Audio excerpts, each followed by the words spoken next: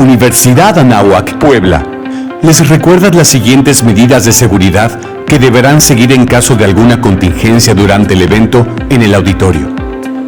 Conserve la calma. Localice rutas de evacuación que se encuentran en los pasillos laterales. Desaloje el auditorio por las salidas de emergencia ubicadas en las zonas laterales del escenario, así como una salida en la parte posterior del auditorio.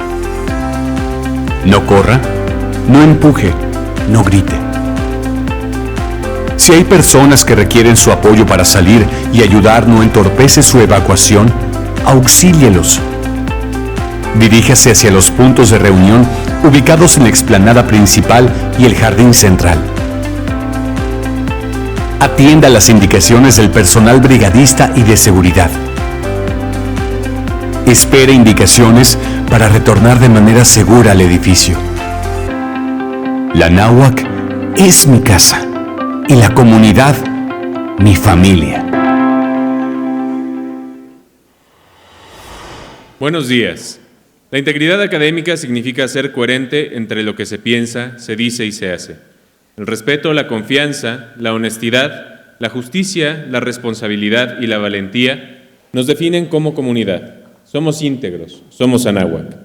La Escuela de Relaciones Internacionales y la Escuela de Humanidades de la Universidad Anáhuac Puebla les dan la bienvenida a la conferencia magistral De las cenizas a la esperanza, un testimonio contra las armas nucleares, impartida por el señor Yasuaki Yamashita y el maestro Sergio Hernández Galindo.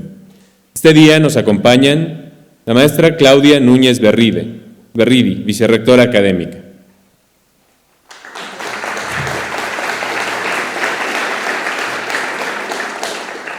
Embajador Ramón Shilot Ramírez, director de la Escuela de Relaciones Internacionales.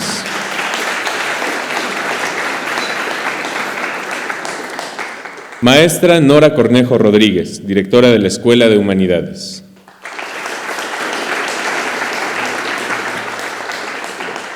Emiliano Olivares Valle, presidente de la Federación de Sociedades de Alumnos de la Escuela de Relaciones Internacionales. Fátima Vargas López, vicepresidenta de la Federación de Sociedades de Alumnos de la Escuela de Relaciones Internacionales.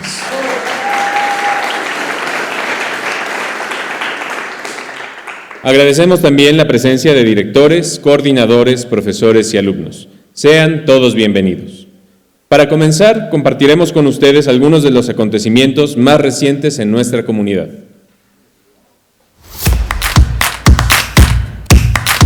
La Universidad Anáhuac Puebla es parte de la Red Internacional de Universidades del Regnum Christi, con 15 instituciones en 5 países. A nivel nacional, somos una red de 8 universidades con más de 60 años de historia y 130,000 egresados. Estamos dentro del 2% de las mejores universidades del mundo, en el top 10 de las universidades privadas en México y entre las 3 mejores en empleabilidad. A continuación, presentamos los principales logros de nuestra comunidad. Somos los que cultivan el conocimiento. El 100% de los programas de licenciatura acreditables están certificados por organismos nacionales e internacionales. Nuestra oferta de posgrados permite fomentar una red internacional para nuestros estudiantes, quienes tienen la oportunidad de obtener un doble título con ENAE Business School, catalogada como una de las mejores escuelas de negocios a nivel mundial, según la revista Forbes y QS Ranking University. En la 13ª Repentina, proyecto de formación profesional que se realiza en 12 horas de la Escuela de Arquitectura, 180 estudiantes realizaron un ejercicio de urbanismo, interviniendo el Boulevard Díaz Ordaz frente al acceso norte, en colaboración con el gobierno de San Andrés Cholula. Las propuestas de los alumnos estaban alineadas a los objetivos de desarrollo sostenible. El maestro Abel Tobar Vázquez, director de la Escuela de Comunicación, fue reconocido en los premios Televín 2025 por sus 29 años de destacada trayectoria como comunicador, académico y líder en los medios de Puebla. Formamos parte de un grupo exclusivo de instituciones de educación superior vinculadas con IAB México, líder global en publicidad digital y marketing interactivo, que brinda beneficios únicos como certificaciones, becas, eventos y una bolsa de trabajo para alumnos y docentes de mercadotecnia estratégica. Somos los que crean soluciones innovadoras. Seguimos creciendo en nuestra infraestructura. Iniciamos la tercera etapa del nuevo desarrollo universitario, que ofrecerá espacios innovadores en 8.500 metros cuadrados de construcción. Mejoramos la experiencia estudiantil al renovar la cafetería universitaria y con el desarrollo de una nueva zona de estacionamiento. Además, modernizamos diversos espacios académicos con tecnología de punta para mejorar el proceso de enseñanza-aprendizaje. Estudiantes de Ingeniería Civil y Arquitectura obtuvieron el tercer lugar nacional en CEMEX Hacks 2024, hackathon organizado por CEMEX, para que estudiantes universitarios desarrollen soluciones innovadoras para la industria de la construcción, destacando con su proyecto de concreto termoeléctrico en un evento que reunió a más de 300 participantes y abordó temas como sostenibilidad, digitalización y vivienda sostenible. Somos quienes promueven la integridad. Fomentamos una cultura de acompañamiento personalizada que apoya a los nuevos alumnos en su integración y desarrollo personal, académico y vocacional. Centramos nuestras decisiones en la persona, guiándonos por valores cristianos que sustentan nuestra misión y compromiso con la excelencia. Recibimos a más de 1,000 padres de familia y estudiantes en nuestro Open House, donde conocieron nuestra oferta educativa e instalaciones. Además, participaron en el panel Educación y Futuro Laboral, claves para el éxito, con expertos que destacaron la importancia de contar con habilidades tecnológicas y humanas en un mercado laboral globalizado. Somos los que se comprometen con la comunidad. Más de 2.700 estudiantes han participado en el voluntariado Acción Social Universidad Anáhuac, ASUA, construyendo 72 viviendas desde 2017, liderando brigadas humanitarias en Acapulco, tras el huracán Otis en 2023, y donando 40 toneladas de recursos para la población guerrerense. Además, en el último año realizaron una jornada de reforestación, plantando 540 árboles en distintas comunidades. Integrantes del programa de liderazgo Impulsa, voluntarios de la iniciativa Cadena y el DIF Tepeaca realizaron un voluntariado en San Pedro La Joya, Tepeaca, ante los efectos del Frente Frío 25. En esta comunidad, donde el 74% vive en pobreza, se entregaron 180 despensas, 720 cobijas y 240 estufas eléctricas, beneficiando a más de 200 familias y realizando actividades lúdicas con los niños del lugar. Somos embajadores del cambio. 9 de cada 10 egresados obtiene empleo en menos de un año y el 33% ocupa posiciones directivas desde su primer empleo. Somos la única universidad poblana entre las 10 mejores, gracias a los resultados del Examen Nacional para Residencias Médicas, ENARM, de nuestros egresados de Medicina. Chetzel Espina Suárez, egresada de Negocios Internacionales y subdirectora de Alianzas Estratégicas y Procuración de Fondos en CRIT Puebla, Fundación Teletón México, presentó en Shark Tank México su proyecto Bamboo Boards, enfocado en revolucionar el sector de la madera en México con tablas premium de bambú para muebles y construcción. Fernando Gómez Rayón, egresado de Ingeniería Industrial para la Dirección y Head of Long Tail Payments en Mercado Pago, Mercado Libre, lidera el lanzamiento en México del Point Smart 2, un dispositivo que revoluciona los pagos digitales, fomenta la inclusión financiera y potencia la competitividad comercial. Somos los que crean oportunidades. A lo largo de los últimos años se ha tenido la responsabilidad de ocupar espacios estratégicos a nivel nacional e internacional. Nuestra universidad ha sido el punto de encuentro para diversos eventos, contando con la destacada participación de especialistas y personalidades de renombre. Cada uno de los logros de los miembros de nuestra comunidad fortalece a la red de universidades Anáhuac. Seguimos formando líderes con visión global, una sólida formación académica y valores humanos, capaces de enfrentar los retos del futuro.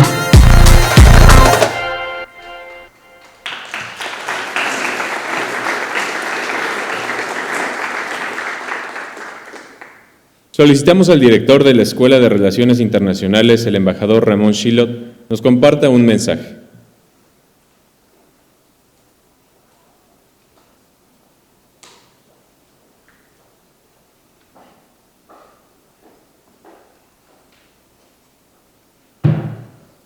Muy buenos días a todos. Ante todo, quiero agradecer al señor Yamashita su visita a esta universidad. Creo que su vivencia es un gran mensaje para todos y en particular para los estudiantes de Relaciones Internacionales. ¿Se imaginan a un pequeño de 6 años que está conociendo la vida, que está abriéndose al mundo? De la noche a la mañana, de repente la ciudad es un erial, toda destrozada, contaminada de radiación. ¿Qué podría explicarse ese niño de la situación? ¿Qué podía entenderlo? Entonces, esa es la gravedad de las armas nucleares, la destrucción masiva, indiscriminada. Podrían todos los estudiantes pensar, bueno, eso fue hace mucho tiempo, ya no es igual. No, las armas han ido avanzando, las armas de destrucción masiva se complican y todavía hay arsenales que tienen armas aún más potentes. Esto obliga al mundo a pensar cómo podemos evitar otro holocausto nuclear, cómo podemos evitar una situación bélica que conduzca a una potencial destrucción de la humanidad. La diplomacia mexicana tuvo en su tiempo una gran respuesta. El embajador mexicano, don Alfonso García Robles, pensó, ¿por qué no declarar América Latina y el Caribe libre de armas nucleares? Ni vamos a hacer ensayos nucleares, ni vamos a almacenar armas nucleares, ni se van a utilizar estas áreas para una guerra nuclear. Si acaso se utiliza lo nuclear, será para efectos pacíficos. Y así surgió el Tratado de Tlatelolco, o Tratado para la Proscripción de Armas Nucleares en América Latina y el Caribe. El presidente de México, Adolfo López Mateos, lo invitó a otros 4 presidentes latinoamericanos, se propuso la idea y se lanzó. Actualmente son 188 países que han suscrito ese tratado y se pensó que si habría una guerra nuclear, esta no tocara América Latina y el Caribe, y si acaso habría destrucción entre esos países, habría esperanza de vida, de renacer con la cultura nueva por parte de esta zona libre de armas nucleares. Este ejemplo fue copiado por otras regiones y también ya en ciertas áreas del sudeste asiático se ha declarado o ha copiado lo de Tlatelolco para que se aplique en esas zonas que queden libres de armas nucleares. Se le llamó Tratado de Tlatelolco porque la Cancillería mexicana estaba situada precisamente en Tlatelolco, en la Plaza de las Tres Culturas. Entonces, el Tratado de Tlatelolco así es. Fue una gran aportación mexicana y todavía sigue reglas y sigue reuniéndose el secretariado. Pero bien, ante los avances nucleares, ¿quién puede decir si esas armas nuevas no generaran en un conflicto entre países nuclearmente armados una nube de radioactividad que se impusiera al resto del mundo? O se habla de que haya ya bombas de la dimensión que una sola puede destruir a toda la Tierra. Entonces esto es delicado, es peligroso, es de pensarlo. Justamente llego a esto porque el domingo pasado, domingo de resurrección, el Papa Francisco dio un mensaje donde se leyó y hablaba de todas las guerras que hay en el mundo, sitios que son potencialmente una posible chispa que pueda provocar una guerra nuclear. Y el Papa Francisco terminaba diciendo, puede hacerse la paz, se puede lograr la paz es posible. Esto me lleva a recordarles a mis estudiantes de la Escuela de Relaciones Internacionales Anáhuac, Puebla. La misión, la filosofía, el objetivo de un internacionalista Anáhuac, Puebla, es la búsqueda de la paz. O sea, no solo la paz es posible, es un compromiso de un internacionalista Anáhuac, Puebla.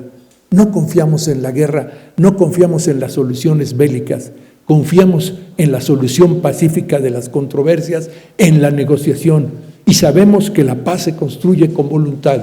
Y precisamente los estamos formando bien en las relaciones internacionales, en el derecho internacional público, para que su trabajo sea siempre la búsqueda de la paz. O sea, coincidimos con el Papa Francisco, la paz no solo es posible, es también para nosotros una misión de vida. Esto es el mensaje con que quiero dejarles a todos mis alumnos de RI y a todos los demás estudiantes de la universidad que nos acompañan. ¿Y qué mejor para grabar o retener este recuerdo que la visita de un sobreviviente de Nagasaki, de un bombardeo nuclear, que nos acompaña y nos va a dar su experiencia, su vivencia, su visión? Creo que somos por ello afortunados en tenerlos con nosotros. Será una plática que quedará grabada en nuestra mente y en nuestros corazones y que siempre nos inspirará a seguir buscando el camino de la paz. Sí se puede. Muchas gracias.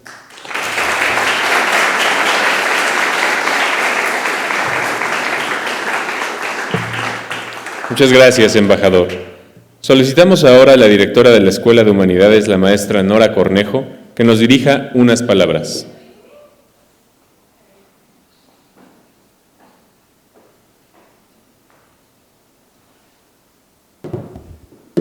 Muy buenos días a todos.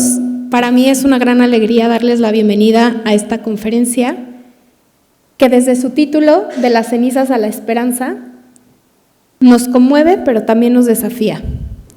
Agradezco de todo corazón al señor Yamashita, sobreviviente del ataque nuclear en Nagasaki, y al maestro Sergio Hernández por haber aceptado la invitación de nuestros estudiantes.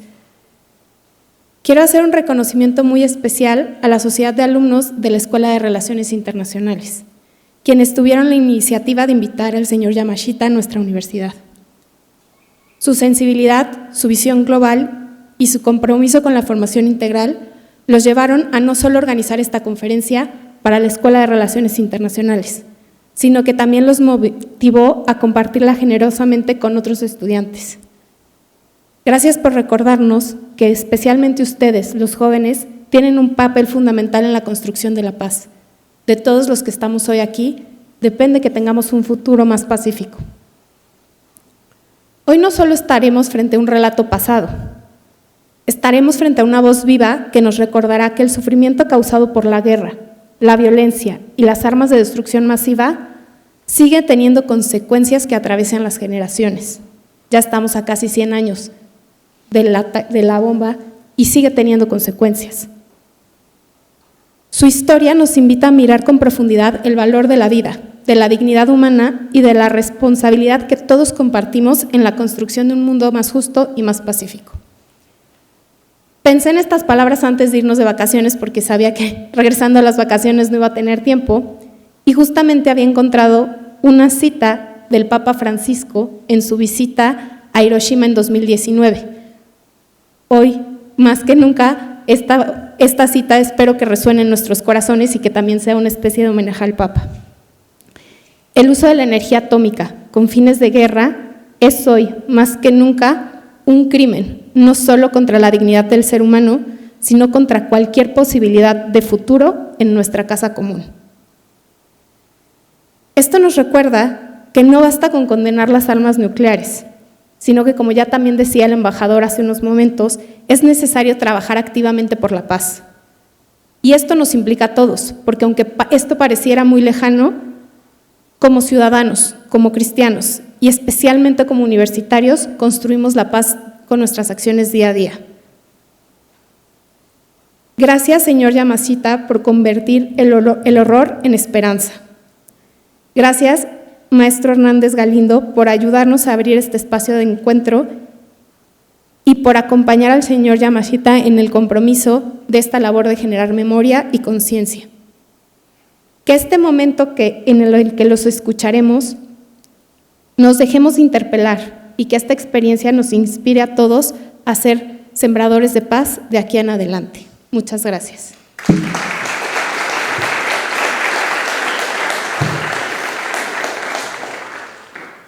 Muchas gracias, maestra Nora. A continuación daremos lectura a la semblanza del maestro Sergio Hernández Galindo, quien posteriormente nos presentará al señor Yamashita. El maestro Sergio Hernández Galindo es profesor investigador titular de la Dirección de Estudios Históricos del Instituto Nacional de Antropología e Historia, DINA. Es economista por la UNAM y realizó sus estudios de posgrado con especialización sobre Japón en el Centro de Estudios de Asia y África, en el Colegio de México. Recibió la beca de Fundación Japón para profundizar sus estudios en la Universidad Nacional de Yokohama y fue miembro del personal extranjero de la prefectura de Kanagawa, encargado del programa para inmigrantes en 1993. Recibió en 2002 el reconocimiento del Ministerio de Asuntos Exteriores del Japón por sus investigaciones sobre la inmigración japonesa a México y Latinoamérica. Es colaborador y consultor permanente del proyecto Discover Nikkei, del Museo Japanese American National Museum, de la ciudad de Los Ángeles, California. Miembro del Consejo de Redacción de la revista contemporánea de INA.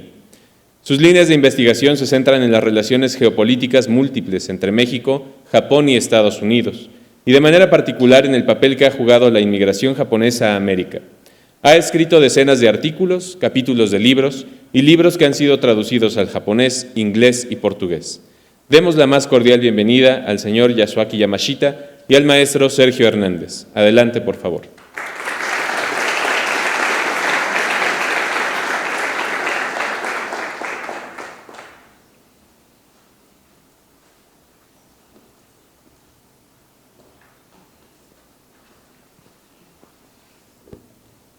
Buenas tardes tengan todos ustedes.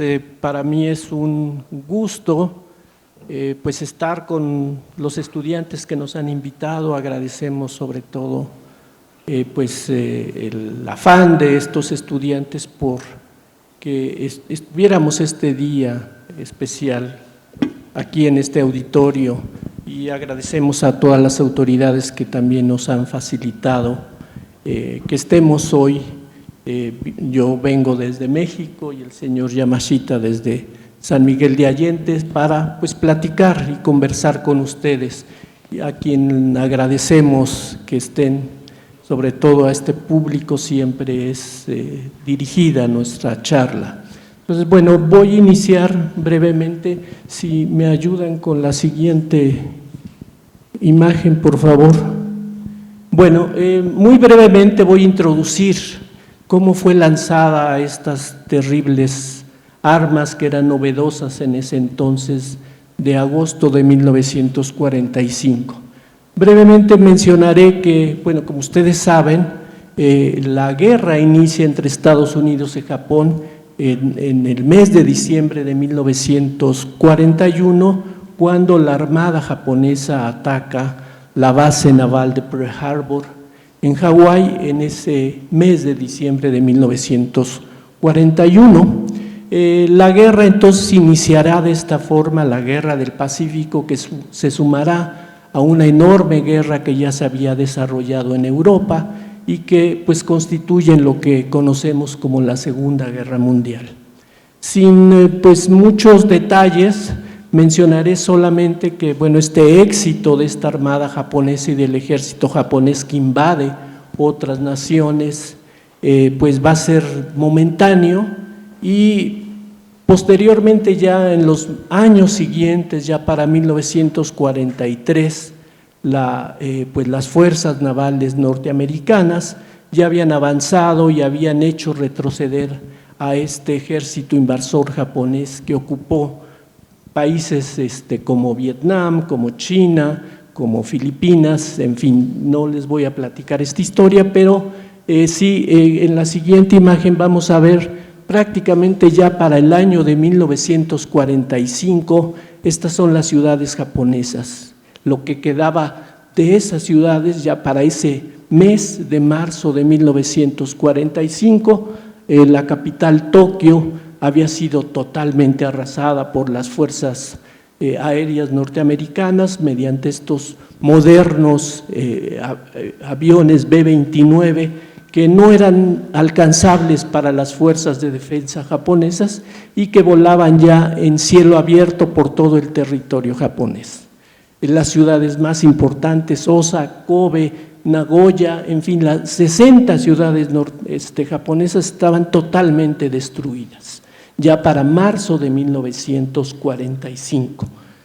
En la siguiente imagen vamos a ver que ya las fuerzas militares japonesas prácticamente no existían, estaban en otras partes fuera de Japón, y lo que quedaba en esta población japonesa era básicamente niños, ancianos y mujeres que se preparaban para defender la invasión norteamericana, que ya era inminente, que ya estaba en el sur de Japón, en otra isla, en la isla de Okinawa, y ya había sido ocupado y tocado el territorio japonés. A pesar de esta situación, donde las mujeres ya no había armas, ya no había alimentos, ya no había petróleo, que funcionara, que permitiera toda esta maquinaria de guerra que creó el gobierno japonés, y prácticamente se preparaban con estos palos de bambú afilados para defender el territorio que ya estaba siendo ocupado. Aquí vamos a hablar de la guerra, no en un sentido militar, sino en la parte civil. La guerra se sostiene no por las Fuerzas Armadas, sino por el esfuerzo del pueblo, que es el que sostiene estas enormes maquinarias de guerra, y el pueblo es justamente el que va a sufrir esta situación. Como vimos en estas fotos anteriores, la población civil japonesa ya ha sido parte de esta guerra, y aquí, bueno, la guerra lo vemos con toda claridad. Las poblaciones civiles van a ser las que van a recibir estos ataques. Tan solo en la ciudad de Tokio, en ese marzo de 1945, morirían cerca de 100,000 personas, entre ellas pues básicamente civiles, niños, ancianos, en fin, toda la población fue la que resistía estos terribles embates. Entonces, bueno, en la siguiente imagen vamos a ver que a pesar de esta derrota ya total de las Fuerzas Armadas imperiales japonesas, sin elementos que pudieran defender ya la isla principal, las islas japonesas, a pesar de esa situación donde ya se estaba negociando una paz y una derrota del gobierno japonés ante las fuerzas aliadas, Estados Unidos decidió lanzar 2 nuevas armas. Estas armas que no se conocían, se sabía del poder destructor de ellas, se sabía que eran armas muy potentes, pero nunca se habían experimentado, no se sabía con exactitud hasta qué grado podían destruir el objetivo en el cual eran lanzados. Entonces, el 6 de agosto, la primera bomba atómica va a ser lanzada en la ciudad de Hiroshima, el 6 de agosto, y el 9 de agosto va a ser lanzada la segunda bomba atómica a la ciudad de Nagasaki. Estas 2 bombas eran distintas una de otra, una era producida con uranio y la segunda bomba a la ciudad de Nagasaki era mucho más potente que la primera, va a ser lanzada a la ciudad de Nagasaki. Realmente era un experimento que se estaba realizando las Fuerzas Armadas norteamericanas para ver la capacidad destructiva y los efectos que iban a causar, que no se sabía, se habían estudiado algunos elementos, pero nunca se había hecho en campo realmente. Entonces, estas 2 bombas, a pesar de esta derrota total ya de las Fuerzas Armadas japonesas, serían lanzadas esos días terribles que vamos a recordar. En la siguiente imagen vamos a ver cómo los relojes en la ciudad de Hiroshima a las 8:15 se detuvieron ante la explosión de esta bomba nueva, y que paralizó realmente todos los mecanismos, y vamos a ver más adelante el poder destructivo. A las 11:02 de la tarde de 3 días después, el 9 de agosto, esta bomba estalla en la ciudad de Nagasaki, y vamos a ver los efectos totales que van a tener estas nuevas armas de destrucción masiva. En la siguiente imagen, esta es la bomba que fue lanzada a la ciudad de Nagasaki, conocida como Fat Man. Es una bomba que tenía solamente 26 kilos de uranio y que hicieron fisión solamente 2 kilos, para que nos demos cuenta del poder destructivo de estas armas. con solo 2 kilos, prácticamente la ciudad quedó totalmente destruida, como lo vamos a ver en las siguientes imágenes. Por favor, este es un mapa de la ciudad de Nagasaki. El hipocentro está en el punto rojo y implica los primeros 500 metros cuadrados de esta explosión que tuvo efecto. Las bombas atómicas, para ser más destructivas, tienen que estallar en el aire a 500 metros de altura, y el primer efecto que va a causar va a ser una enorme ola de fuego que va a tener una temperatura de 7,000 grados, para que nos demos cuenta de la magnitud destructiva y la enorme bola de fuego que se va a crear en el primer medio kilómetro de perímetro que va a impactar el centro de la ciudad de Nagasaki. Sin embargo, el poder destructivo no solamente va a quedar ahí, se va a ir extendiendo poco a poco en los siguientes segundos, minutos, y va a tener un poder destructivo mucho más amplio, que no solamente implica el primer impacto de la bomba, sino posteriormente. Va a ser en el primer kilómetro alrededor del hipocentro, va a crear una enorme ola de calor. Este calor se va a extender hacia otras partes y va a ir abarcando posteriormente mucho más lejos del hipocentro, y posteriormente una enorme ráfaga de aire caliente que va a desarrollarse hasta cerca de 10 kilómetros alrededor del hipocentro, para que nos demos cuenta de esta magnitud terrible que tenían estas nuevas armas de destrucción masiva. Otro de los efectos importantes, además de estas olas de calor y de destrucción masiva y de fuego, va a ser algo nuevo que ninguna otra arma la va a tener, que lo vamos a ver enseguida, que es el poder de radioactividad que va a generar esta nueva arma atómica. Rayos X, rayos gamma, neutrones, y posteriormente, unos minutos después de su estallamiento, un fenómeno nuevo que va a ser una lluvia negra que van a dejar estos enormes hongos que van a generar todo este enorme poder destructivo hasta cerca de 10 kilómetros alrededor del hipocentro. Este elemento realmente nuevo, que no conocía ninguna arma, va a causar enormes daños a la población y al medio ambiente, que va a generar estos rayos X que no se conocía ninguna otra arma, pero que va a generar un poder destructivo todavía mayor y que se va a mantener hasta estos años, estos efectos de la radioactividad que va a generar esta enorme bomba atómica. Y vamos a ver en la siguiente etapa. No les vamos a mostrar fotos reales, que las hay, de los efectos, pero que nos podemos imaginar del poder destructivo con estos elementos que yo solamente les he comentado.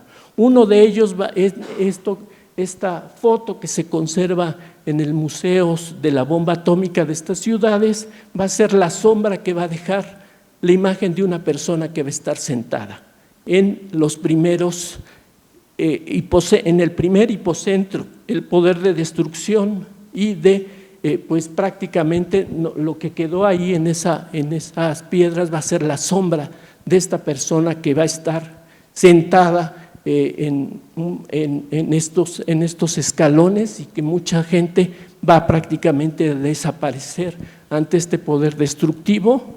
Y más adelante vamos a ver otros efectos que va a dejar la bomba. Como les decía, no les vamos a mostrar las fotos, pero sí les vamos a mostrar las imágenes, los dibujos que sobrevivientes harían después, para que nos demos una imagen de este poder destructivo, de estas nuevas armas de destrucción masiva. El fuego que va a generar prácticamente va no solamente a desaparecer, sino la gente que aún pudo estar cerca en 1 kilómetro, 2 kilómetros alrededor de este hipocentro, prácticamente va a terminar pues quemada, y todo lo que va a tocar esta enorme ola de calor prácticamente va a derretir hasta el metal de muchos objetos que va a tocar. Más adelante vamos a ver también el efecto de la lluvia negra, que este es el efecto de contaminación radioactiva que mucha gente sana, aparentemente sana, que no fue dañada, no fue quemada, no fue golpeada por estas enormes poder destructivo, va a generar una lluvia negra y que va a contaminar. Esta lluvia, que así va a ser conocida como lluvia negra, va a contaminar todo lo que va a tocar debido a los contaminantes radioactivos que va a dejar, y mucha gente, como decía, aparentemente sana, posteriormente va a tener otras consecuencias en su salud. Una de esas consecuencias va a ser las hemorragias de gente que no fue quemada o que no fue dañada. Va a empezar a caérsele el pelo en los siguientes días, en las siguientes semanas, y va a tener hemorragias internas debido a la radioactividad de estos rayos que había señalado. Esta gente que aparentemente, como decía yo estoy sana, tuve la fortuna de sobrevivir, va a tener repercusiones en los siguientes semanas y años posteriores hasta el presente. En la siguiente imagen vamos a ver el hipocentro, y a 2.5 kilómetros vamos a mostrar este barrio que va a ser afectado mediante la destrucción masiva, pero que aparentemente no va a ser dañada por este fuego intenso. A 2.5 kilómetros de este hipocentro que yo les comentaba, va a vivir un niño que vamos a ver en la siguiente imagen. Este niño vivía a 2.5 kilómetros de distancia del hipocentro. Este niño que había cumplido en ese mes ya de agosto, ya tenía 6 años, va a estar con nosotros, y afortunadamente tenemos el gran honor y para mí el gran gusto de que todavía se conserve y que esté sano y que pues tenga la fuerza para platicar con ustedes la experiencia, lo que vivió en ese 9 de agosto de 1945 y que vive en México ya desde hace muchos años y que ha venido desde San Miguel de Allende para conversar con ustedes y platicarnos esa experiencia. Ese niño aquí está con nosotros y quiero que recibamos con un caluroso aplauso a Yasuaki Yamashita.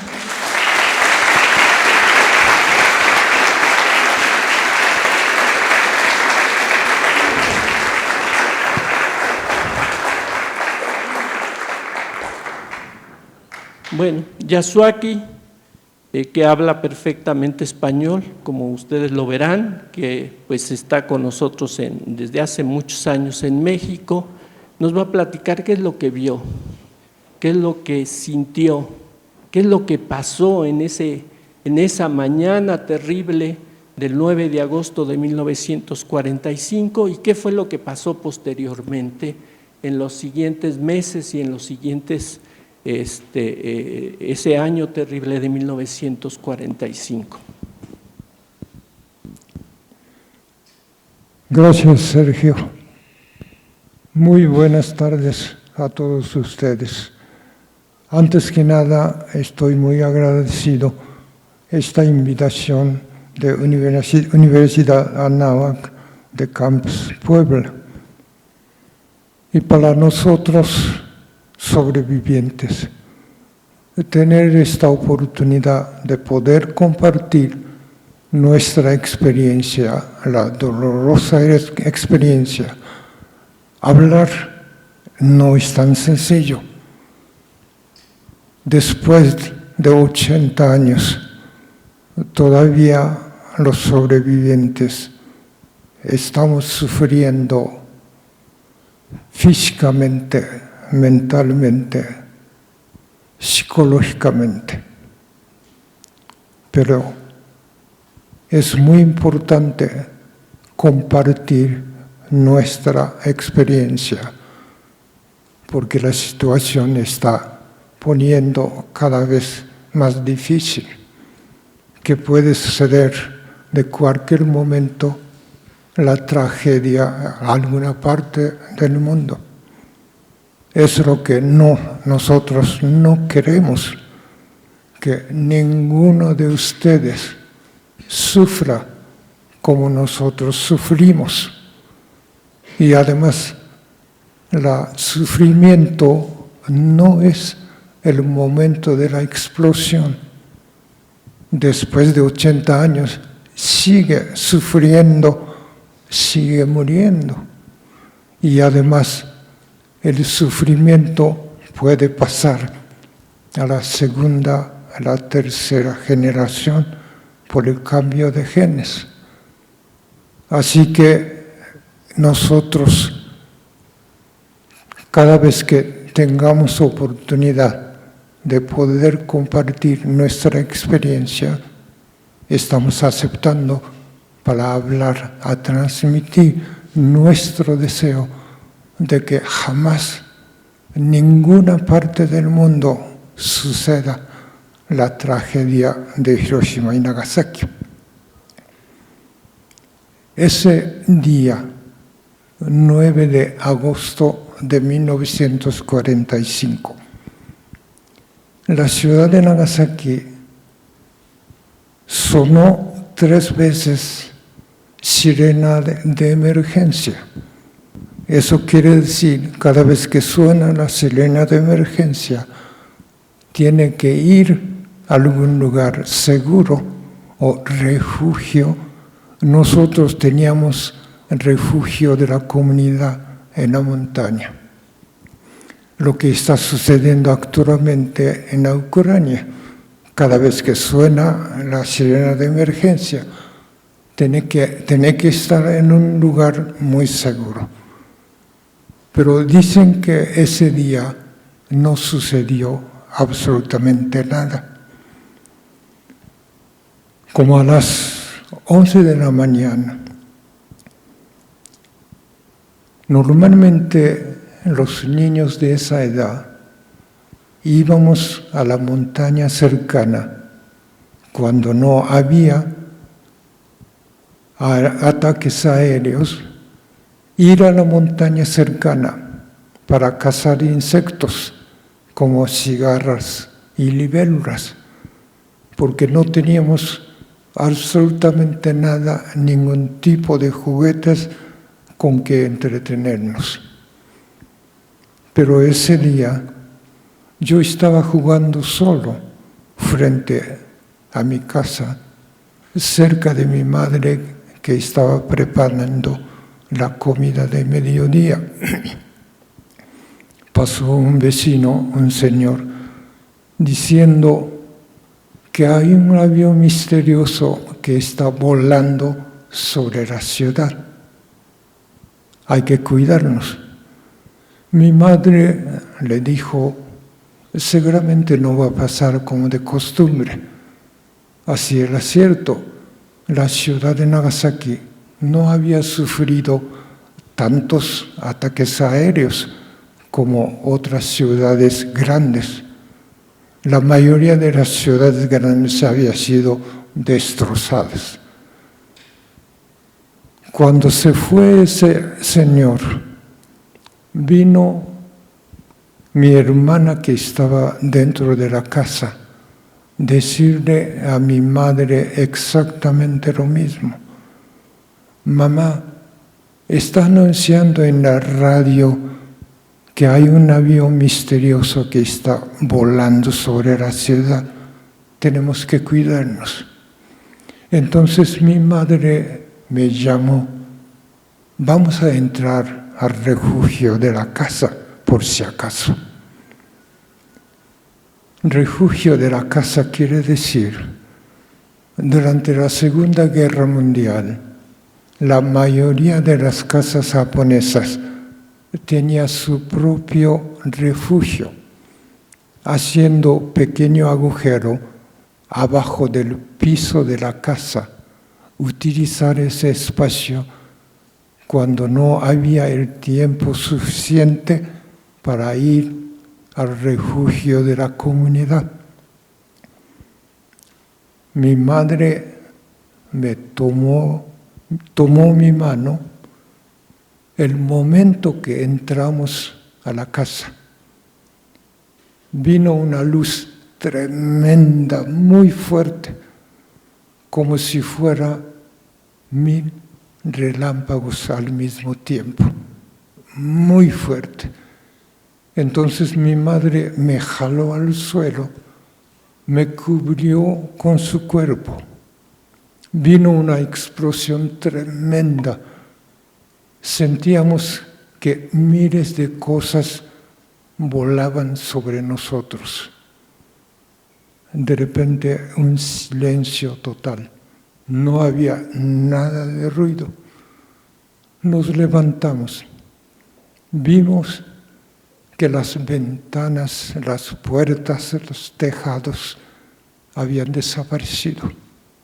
Nunca habíamos experimentado tal destrucción. De cualquier manera, gateando llegamos al refugio de la casa. Mi hermana estaba ahí, estaba llorando. Mi madre le preguntó, ¿qué te pasa? Mi hermana dijo, mamá, parece que a mí me tocó un aceite. Aceite quiere decir que en ese entonces había rumor de que el ejército de Estados Unidos iba a utilizar una bomba química. Nadie entendía qué tipo de bomba química puede ser. Entonces la gente comúnmente decía, seguramente algún tipo de aceite. Mi hermana estaba sintiéndose algún líquido aceitoso que estaba escurriendo de su cabeza, pero no podíamos ver, el lugar estaba oscuro. Hasta que decidió mi madre llevarnos al refugio de la comunidad. Salimos a la luz. La cabeza de mi hermana estaba cubierta de pequeños pedazos de vidrio. Estaba desangrando. Afortunadamente, las heridas no eran tan profundas. Mi madre pudo quitar todos los pedazos de vidrio, limpiar la sangre. Corrimos al refugio de la comunidad en la montaña.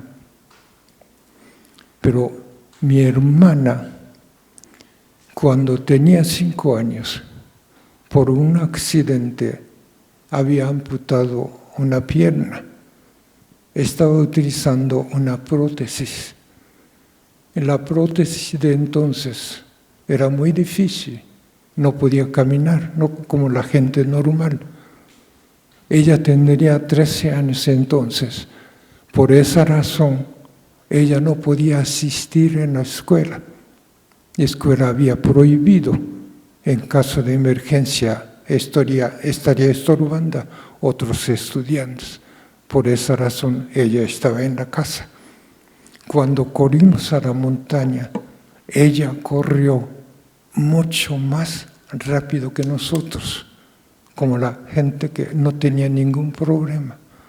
Me imagino, esa es la última vez que mi hermana actuó como la gente normal, que no tenía ningún problema.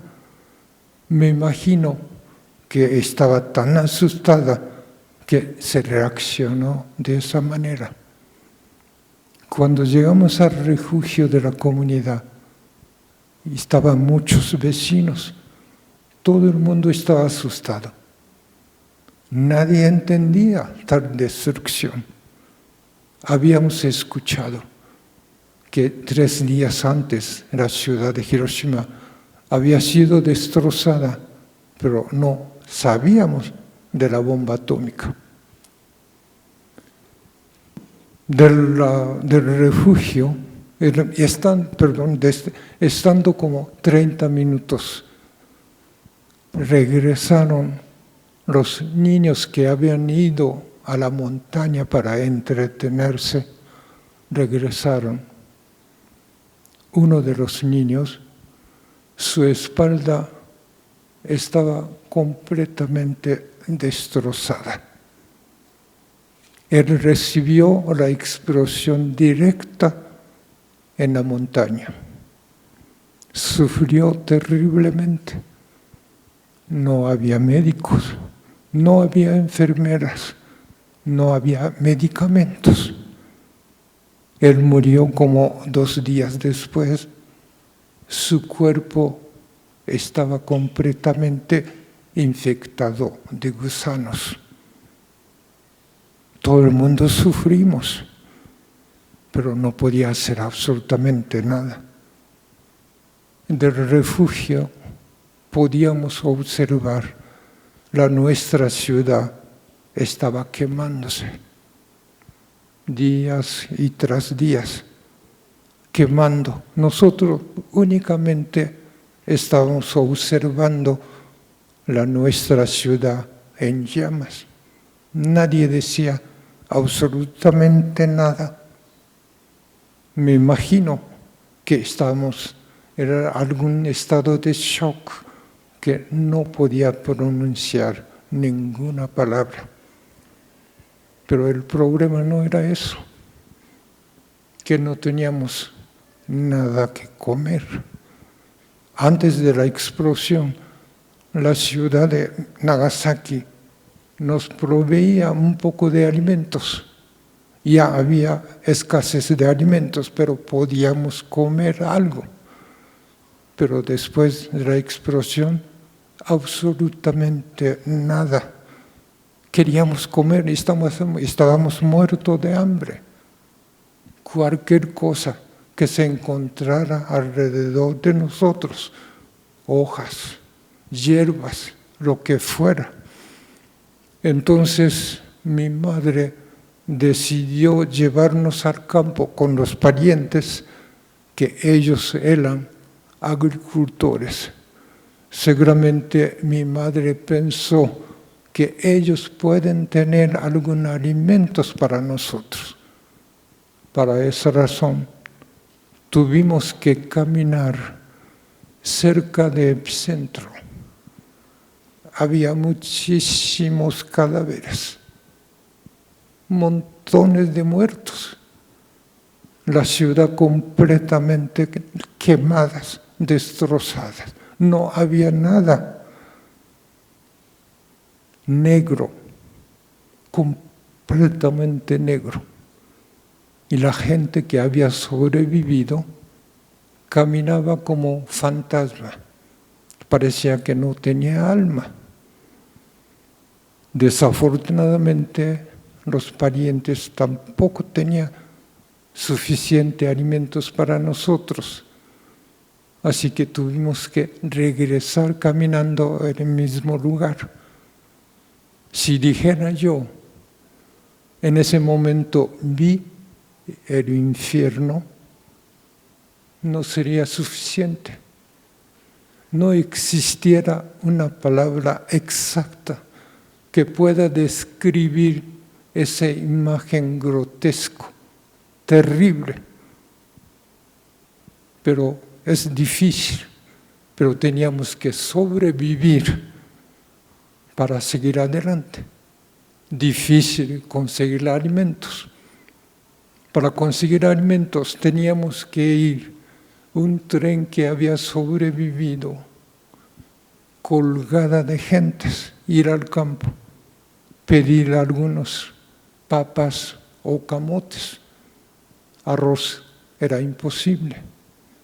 Pero para eso teníamos que llevar algo muy valioso, oro, joya, kimonos preciosos, porque el dinero no servía para nada.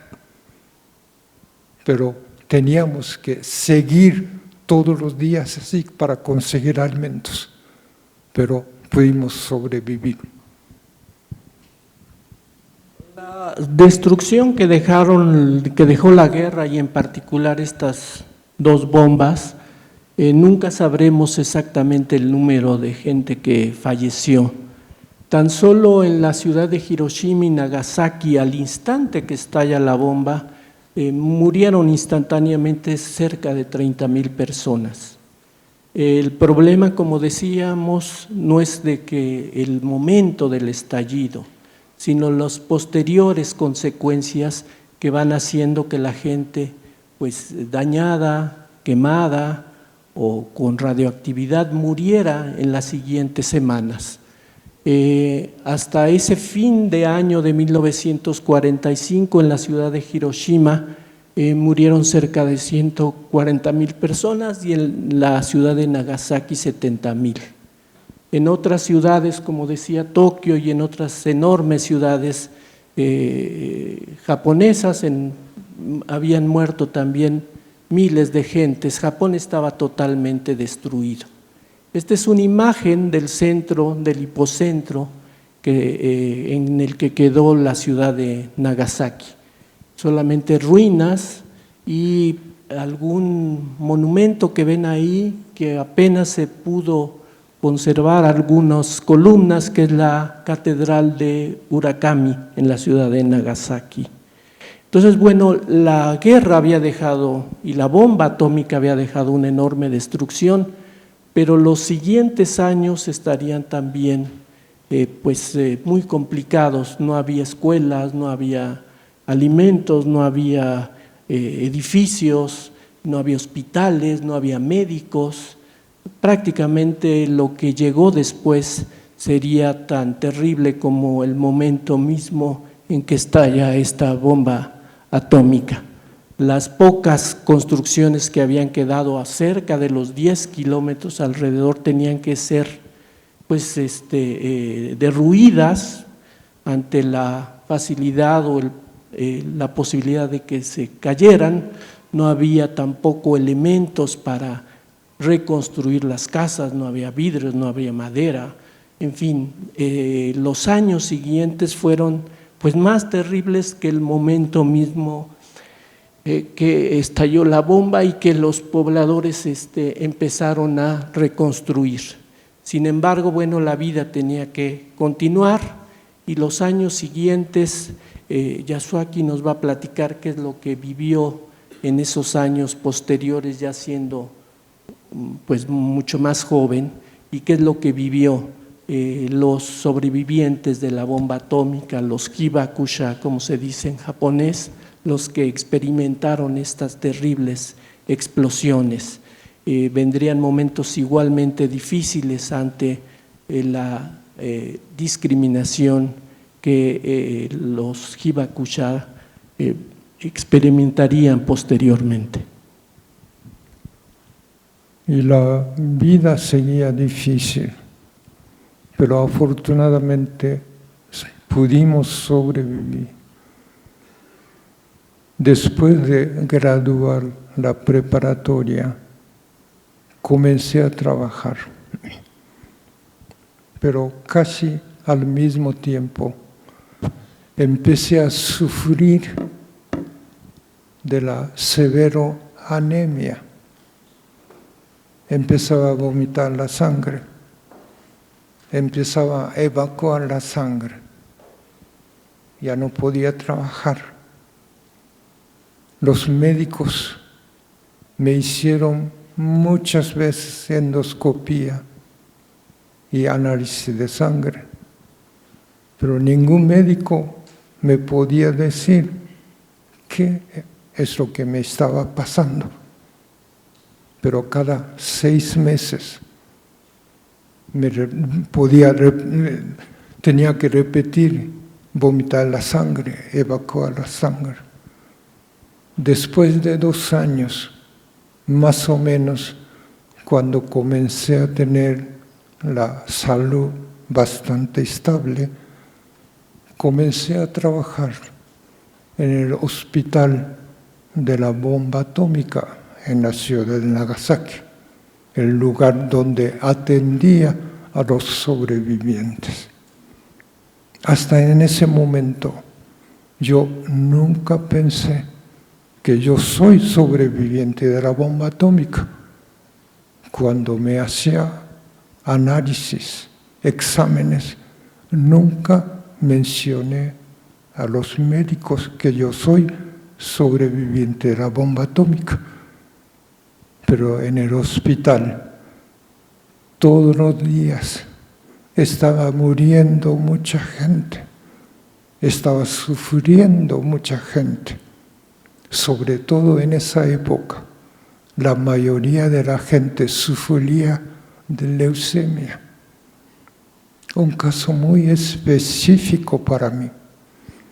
Un joven, como de 20 o 21 años, él estaba sufriendo de leucemia. Cuando necesitaba de emergencia una transfusión de sangre, los médicos me hablaban: Yasuaki, ¿nos podría dar un poco de tu sangre? Sí, lo hacía cuando podía, porque tenía mismo tipo de sangre. Un día, ese joven amaneció. Su cuerpo estaba completamente cubierta de manchas negras. Él murió. Cuando lo vi a morir ese joven, dije yo mismo: voy a morir como él. No sé ni cuándo, mañana o un mes después o un año después, pero estaba seguro que voy a morir como él. Entonces era difícil estar trabajando en el hospital, pero necesitaba ese trabajo. Pero también, por otro lado, estaba sufriendo por discriminación de compañeros de trabajo. Me decían: ay, tú sobreviviente de la bomba atómica, tú no puedes casar. Ya sabes lo que puedes pasar si te casas. Esa discriminación no era único, yo estaba sufriendo. Muchísimas gentes estaban sufriendo por discriminación de la gente que no había sufrido de la bomba atómica. ¿Por qué esa discriminación? Muchísimas gentes después de la explosión entraron al epicentro. La búsqueda de familiares, hijos, amigos, a quien fuera, contaminaron de radioactividad. Nadie sabía que había problema de radioactividad. Bueno, decir eso que no sabía, pero sí había.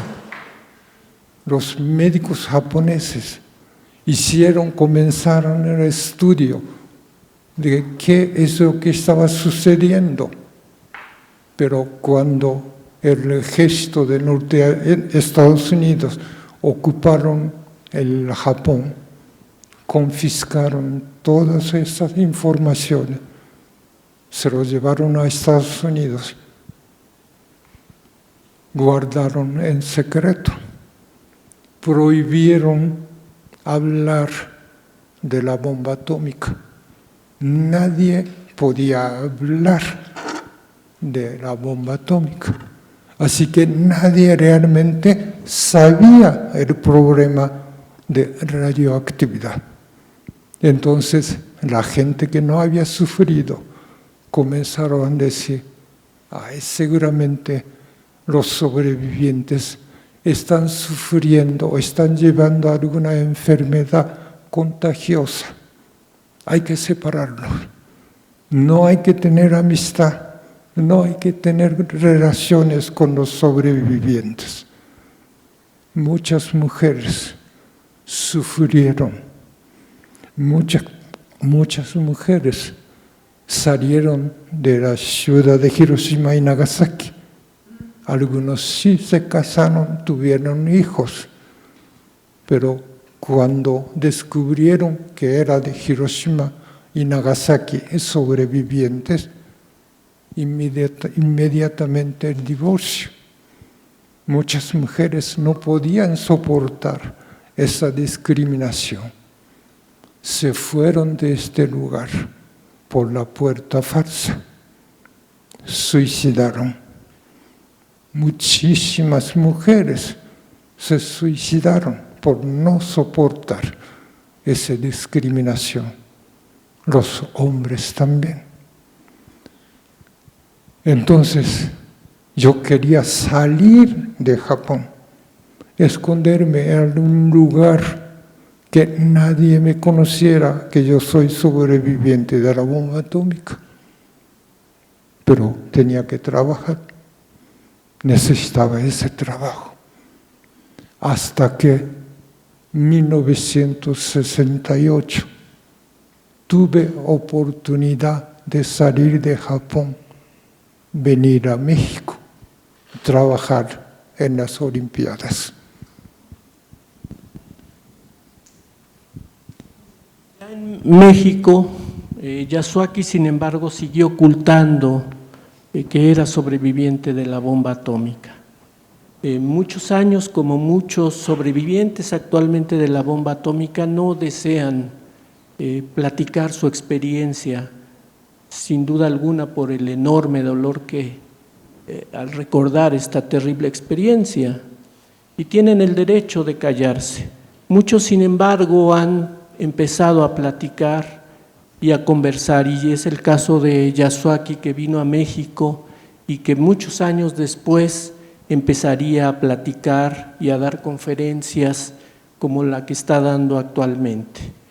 ¿Qué fue lo que decidió que él platicara y que él empezara a ser un activista contra el uso y producción de las bombas atómicas? Actualmente, pues él ha dado decenas de conferencias con su experiencia y con la idea de que estas armas desaparezcan totalmente junto con otros sobrevivientes de la bomba. Él es parte del colectivo Hibakusha Stories, que agrupa a sobrevivientes de la bomba atómica en Estados Unidos, en Canadá y en otras partes de Latinoamérica. Y desde ese entonces, bueno, Yasuaki ha platicado esta experiencia con un objetivo muy preciso. Como lo ha comentado, no quiere que nadie de nosotros vivamos lo que lo que ellos vivieron. Entonces, bueno, esta última parte nos va a platicar esta decisión de él de comentar esta etapa en la cual él se decide, y actualmente pues la situación, como él lo ha señalado, es muy delicada, pues no solamente es Estados Unidos el que tiene bombas atómicas, sino 9 países en todo el mundo tienen estas armas, 120,000 veces más potentes que la que estalló en Hiroshima y Nagasaki. Esta última parte, entonces, nos va a platicar Yasuaki su decisión para conversar con ustedes. Al terminar las Olimpiadas, pensé quedarme en la Ciudad de México a aprender el idioma, regresar a Japón a conseguir otro nuevo trabajo. Pero en ese entonces, en Japón, había una regla que un trabajador comienza en una empresa, tenía que terminar en la misma empresa. Si alguien renuncia a su trabajo, ya consideraba que es un fracasado, que nadie le daría un buen trabajo. Entonces, ya después de estar 2-3 años en México, yo ya estaba trabajando, tenía buen trabajo, así que pensé mejor quedarme en México. Pero casi otra vez al mismo tiempo, comencé a vomitar la sangre, evacuar la sangre, que no podía trabajar. Y también en México me hicieron muchas endoscopías y análisis de sangre. Y la última endoscopía que me practicaron en el hospital de la Raza, el endoscopista me dijo: mira, Yasuaki, no podría decir exactamente lo que te sucede, pero único que te puedo decir que tu estómago, que alguien como que arañó con las uñas. Es lo único que te puedo decir, pero no sé por qué eso está sucediendo. Ese problema, cuando estuve en 2019 en la Universidad de Vermont, el estado de Vermont, un médico forense me explicó que él estaba investigando el efecto de bomba de plutonio de Nagasaki.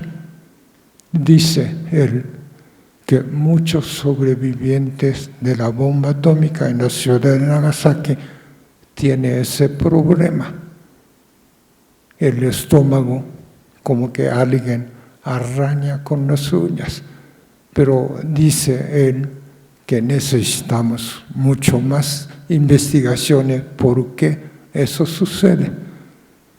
Bueno, entonces en ese momento que estaba sufriendo con ese problema, le dije a un amigo mexicano: yo soy sobreviviente de la bomba atómica, pero que no dijera absolutamente a nadie, porque no quiero sufrir de nuevo en México. Entonces me dijo que sí, está bien, no hay problema. Así pasé hasta 1995. Recibí una llamada telefónica de hijo de un amigo mío. Él estaba estudiando TEC de Monterrey, Campus Querétaro. Me dijo: Yasuaki, eres sobreviviente de la bomba atómica, ¿verdad? Y le dije: ¿cómo sabes?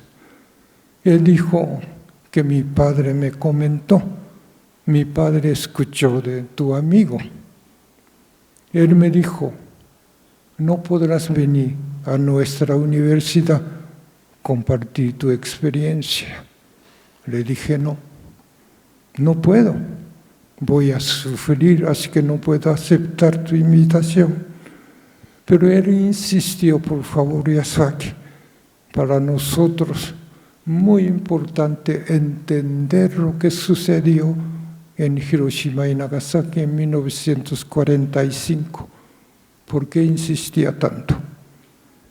En esa época había muchísimas pruebas de armas nucleares.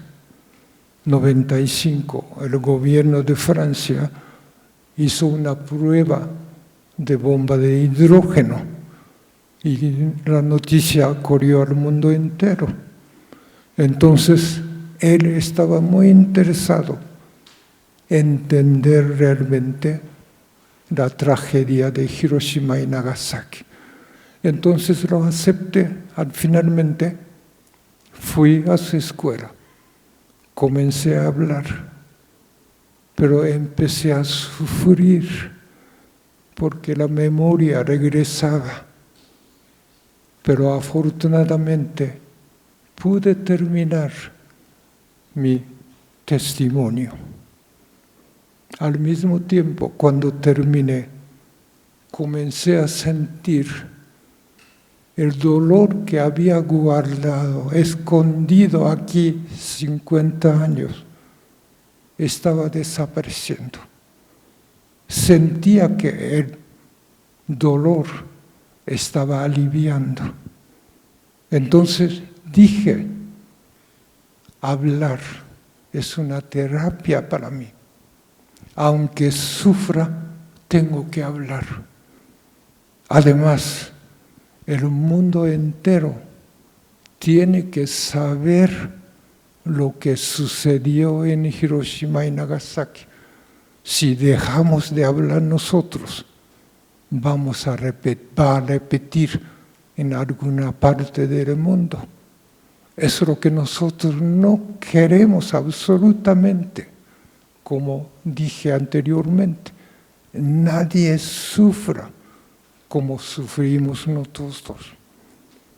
Por eso, queremos a todos ustedes que levanten la voz. Nosotros sobrevivientes, la edad promedio, ya rebasamos 86 años. No nos queda mucho tiempo estar compartiendo nuestra experiencia. Entonces, ¿qué puede suceder? La situación cada vez difícil. Rusia ha amenazado atacar la Ucrania con arma nuclear. Eso puede suceder y además actualmente creen que más de 12.000 armas nucleares existen en el mundo. 9 países que poseen, contando Estados Unidos, Rusia, Gran Bretaña, Francia, China. Estos 5 países son miembros de seguridad de Naciones Unidas.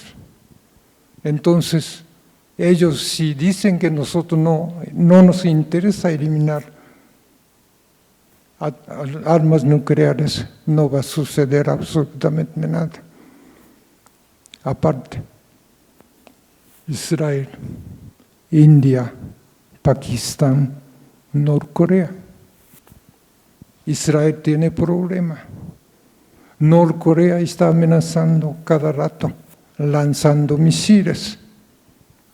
Ese misil ya abarca todo Estados Unidos. Eso quiere decir que incluye todo territorio de México. Así que tenemos que decir que no queremos armas nucleares. Armas nucleares no es necesario, no sirve para nada. La guerra es inútil, no sirve para nada. No piensen que esos problemas están muy lejos de México. No es así. No es cuestión de ver que el incendio de otro lado que no nos afecta. Una vez comienza la guerra nuclear, ya nuestro planeta se acaba. Con esas 12.000 armas nucleares pueden destrozar nuestro planeta muchas veces. Y además, el problema en este instante, Estados Unidos y Rusia tiene más de 1.600 armas nucleares instaladas. En este momento, si quieren, pueden lanzar en cualquier parte del mundo. Por eso, muy peligroso. Tenemos que eliminar absolutamente todas las armas nucleares. No es necesario. Pero decir es muy sencillo. Pero tenemos que trabajar arduamente, levantar la voz que no queremos armas nucleares, no queremos vivir con armas nucleares. Necesitamos la paz. Pronunciar la paz es muy sencillo, pero lograr la paz no es fácil. Tenemos que trabajar arduamente todos los días. cada persona puede levantar. Yo no quiero vivir con armas nucleares. No piense que la voz de una persona es demasiado débil, que no va a servir de nada. No es así. Nada más. Imagínense si alguien lo deja caer una piedrita al agua. ¿Qué sucede? Hace una ola. Una voz débil de cada uno de ustedes puede expandir al mundo entero. Probablemente una voz muy débil, pero dos voces va a ser más fuerte. Una voz va a ir expandiendo. Algún momento el mundo entero está gritando que no queremos armas nucleares, no podemos vivir con armas nucleares. Podemos vivir sin amenaza de armas nucleares, algún momento. El odio no va a solucionar absolutamente nada. Tiene que amar a todas las personas, vivir con la paz el mundo entero. Algún momento podemos vivir sin amenaza de armas nucleares. Eso es lo que queremos nosotros. Estamos trabajando. En 2011 conocí un nieto del presidente Truman, quien decidió lanzar 2 armas nucleares sobre Hiroshima y Nagasaki. Es nieto de una persona que decidió lanzar, destrozar Hiroshima y Nagasaki. Él quería conocer a nosotros, hablar con nosotros. Dijimos que no tenemos nada que hablar, pero él insistió, por favor, dame oportunidad de escuchar la experiencia de ustedes. Entonces aceptamos. Vino con una intérprete. Él dijo, mire, yo soy nieto del presidente Truman, pero yo también sufrí mucho por discriminación de mis compañeros en la escuela. Cuando él estaba en la primaria, los compañeros lo decían, tu abuelo es un asesino, tu abuelo es un asesino. Pero él no podía entender por qué. Pero cuando creció entendió perfectamente, había hecho su abuelo. Por eso quería trabajar con los sobrevivientes por desarme nuclear. Él organiza también la conferencia para que el mundo esté libre de armas nucleares. Aquí no existe el odio. Odio no sirve para nada. Todo el mundo querer a otra persona, pero querer a otra persona, uno mismo tiene que amar, decir yo quiero, yo me amo a mí, después puedo amar a otra persona. Así estamos trabajando con nieto de Truman para desarme nuclear. Así que todos, cada uno de ustedes también puede levantar por lo menos, decir armas, no armas nucleares. Pueden compartir esta experiencia, hablar con sus hijos, con los hermanos, con los amigos. Entonces todo el mundo estaría consciente de hay que eliminar todas las armas nucleares de este planeta.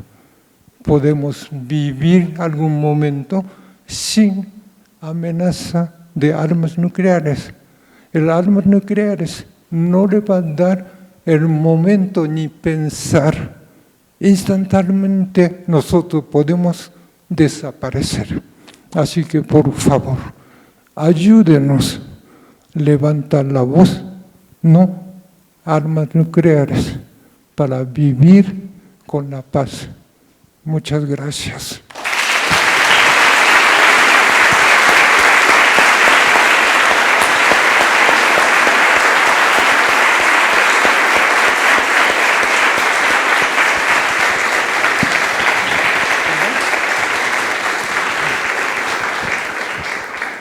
Bueno, pues muchas gracias. Finalmente mi comentario es que tenemos aquí no solamente un sobreviviente, sino un reconocido el año pasado, como ustedes saben, el Premio Nobel de la Paz se les otorgó a los sobrevivientes de la bomba atómica, en particular la Asociación Nihon Hidankyo recibió este Premio Nobel y entonces, bueno, tenemos la gran oportunidad y por eso quiero que le demos otro gran aplauso a Yasuaki como Premio Nobel de la Paz.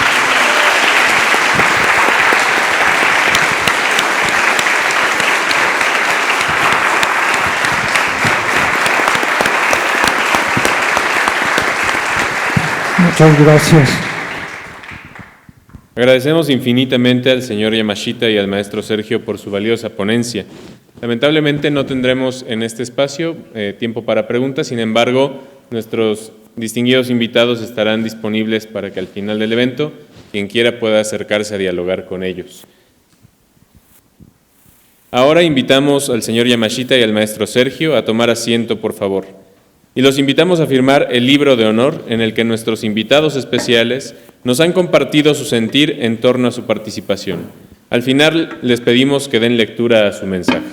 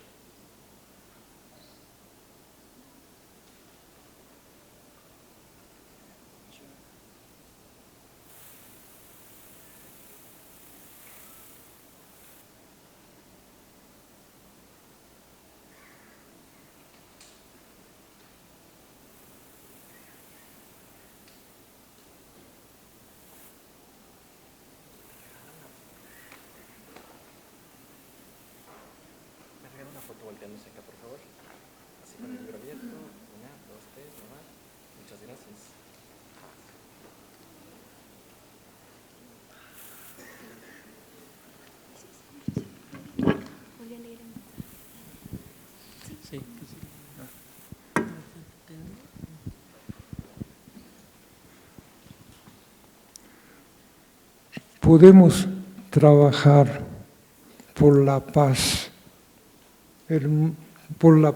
en el mundo, todos juntos. Así, algún día podemos vivir sin amenaza de armas nucleares.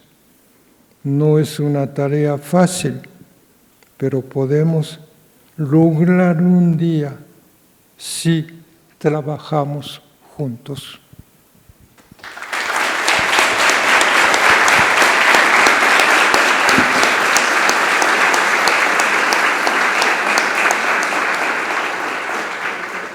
En nombre de la Escuela de Relaciones Internacionales y de la Escuela de Humanidades de la Universidad Anáhuac Puebla, el presidente de la Sociedad de Alumnos, Emiliano Olivares Valle, hace entrega de un presente al señor Yamashita y al maestro Sergio, a quienes les agradecemos haber aceptado esta invitación y habernos enriquecido con sus experiencias.